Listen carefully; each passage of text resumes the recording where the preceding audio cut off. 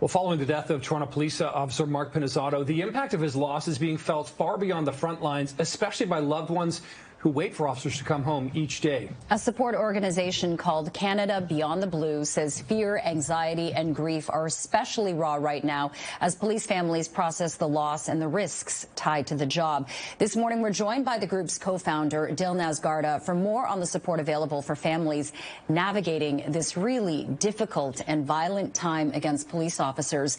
Dilnaz, thanks so much for joining us. Perhaps you can start by telling us why you decided to co-found this organization that supports police families. Thank you. Yeah. So Canada Beyond the Blue is run by police families for police families. And it was born on the back of a tragedy. My brother, Dilnaz Garda, was a Toronto police constable. He died because of the line of duty. And so, you know, you have in line of duty deaths and because of the line.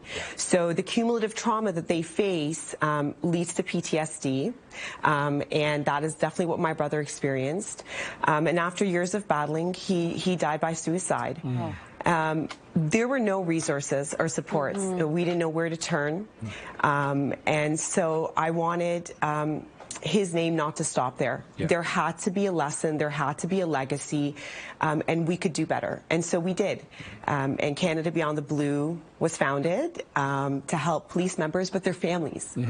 Oftentimes these police members come home and the families don't know what to do or how to support them. So what a wonderful tribute for your brother, Dilnaz. That is beautiful and remarkable at the same time, and I'm sure not easy, very emotional, a lot tied to that. Now, that was 10 years ago.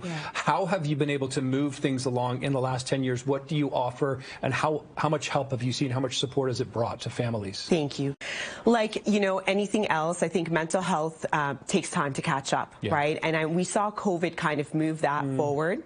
I don't know anyone who didn't experience some form of mental health struggle during COVID. And so that really equalized the conversation. In that time, you know, Canada Beyond the Blue has brought so many stakeholders together. So associations, services, you know, community partners, and just moving that conversation forward through awareness.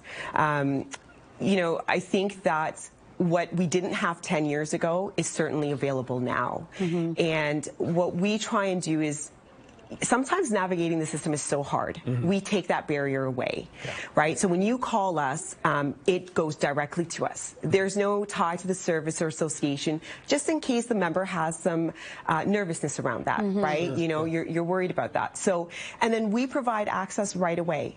We've got vetted resources. You know, all our clinicians need to know police culture. Right? And that's something my brother didn't have. That was kind of a struggle to find someone that he could talk to that understood, you know, what every day looked like.